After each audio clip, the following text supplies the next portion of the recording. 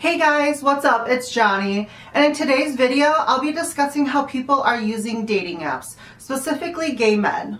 Now, I'm not an expert by no means, but I've been seeing this trend lately and just wanted to discuss it further. Before we get started, I just wanted to give a special shout out to my friends for helping me make this video. And for Journalism 3751. It was really fun and I enjoyed doing it so much. And now, let's jump right in. So I've been seeing this trend lately of single individuals using dating apps instead of doing it the old-fashioned way and meeting someone at the bar or the club. And I have questions. Why are they using these dating apps? How are they using them? Are they using it to find a long-term relationship or just a hookup? Are they using more than one dating app? If so, why? What do they look for when swiping right? How strongly does looks play into swiping right or left? Do they just go by pictures alone or do they actually read the description? Does using dating apps hurt your self-esteem? My goal is to find the answers to most, if not all, of these questions. It seems that with the advancement of technology and everything being readily available at the touch of a button, dating apps are becoming the new norm in finding dates and relationships. This relates to two concepts from class. The medium is the message and social constructivism. Marshall McLuhan says this of the medium is the message. The medium or process or our time, electric technology, is reshaping and restructuring patterns of social interdependence and every aspect of our personal lives. What he says is true. It seems like we are so dependent on technology and our devices that dating apps make it so much easier to meet people than doing it the old-fashioned way. Which brings me to the next concept, social constructivism. Dating apps were created so that finding someone to date would be easier. With being able to find local people and the ability to stay home and swipe right or left, it makes it easier to find dates instead of going out and potentially not finding anyone. Now, how long the relationship lasts, or even if the matches meet up, is up to the users of the apps. Many gay men are turning to multiple dating apps to find relationships. Multiple. Why? Well, according to William C. Goodell and Dustin T. Duncan, who surveyed users of Grindr and other dating apps, they found that most men are solely looking for hookups through these different dating apps and not actual relationships.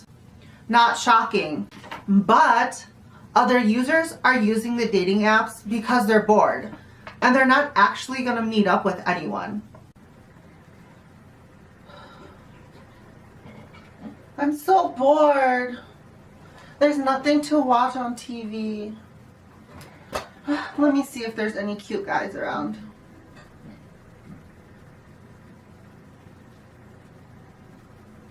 If they're bored, why don't they actually go out and meet new people instead of doing it on their phones? Just doesn't make sense to me. Go hang out with your friends if you don't want to meet new people. Moving on. Something not so shocking is how users describe themselves and act on these dating apps. It can be a false advertisement of themselves. Mike Alvear also surveyed users of dating apps, and his findings shows how gay men are acting on dating apps. In the 2015 survey, 83% of users said that they have sent a dick pic. Oh my god, it's so...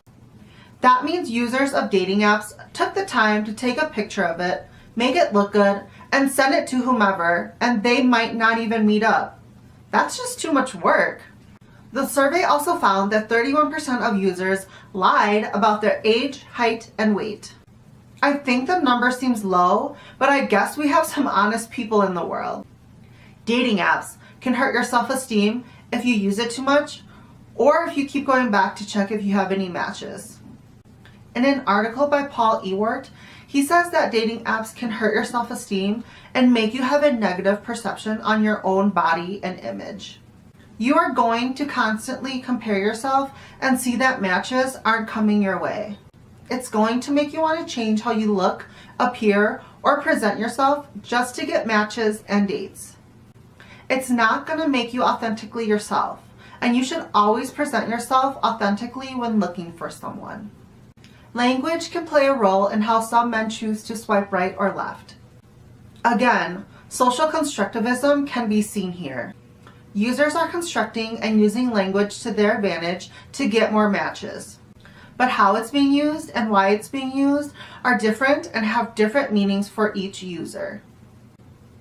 In their article, Brandon Miller and Elizabeth Bem Morowitz discuss the use of femphobic and anti-effeminate language on dating apps. What that is when users write masculine men only, or I'm not into men who looked, act, or sound like females.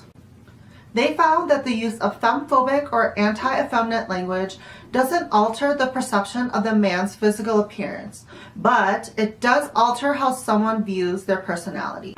This can show how superficial we as a society in the queer community have become when someone who uses this almost degrading language can still be seen as attractive and still want to hook up with them. Now, the fun part. According to Rachel Shadow and a Tinder expert, here are 6 tips you can do to your profile to get more matches. Number 1, never skip the bio. It may seem awkward to write about yourself, but keep it simple, short, and sweet. According to a Tinder spokesperson, including the bio is highly critical. She explains that user bios not only benefit at the matching, but later on at the messaging level. Number 2, focus on what makes you original. Write something unique about yourself or something that allows you to be original. The spokesperson says around 20% of users prefer to send an observation about the person in their opening line. So, give them something to talk about. 3, skip the sunglasses in your profile pic. Although it may be cute or go with your outfit, according to Tinder, it can reduce your chance of being right swiped by 15%. Number 4, ditch the hat in your profile picture. Just like sunglasses, it can decrease your chances of being right swiped by up to 12%. Number 5, lead with a smile. Tinder stats show that you are 14% more likely to be swiped right if you are smiling in your profile picture. So, no more duck lips or staring into the distance. Number 6, give them face. Like stated before, no looking into the distance and no side angle. Just face the camera. According to Tinder, profiles featuring face-forward photos are 20% more likely to be swiped right on. So, hopefully you learned a little bit about dating apps used specifically by gay men. This was very eye-opening and I learned a lot, from why they use it to the impacts it possibly could have on them. Let me know in the comments below what you thought about this video and what you took away from it. And please let me know if the 6 tips help you get more matches. I'll talk to you soon. Until then, bye!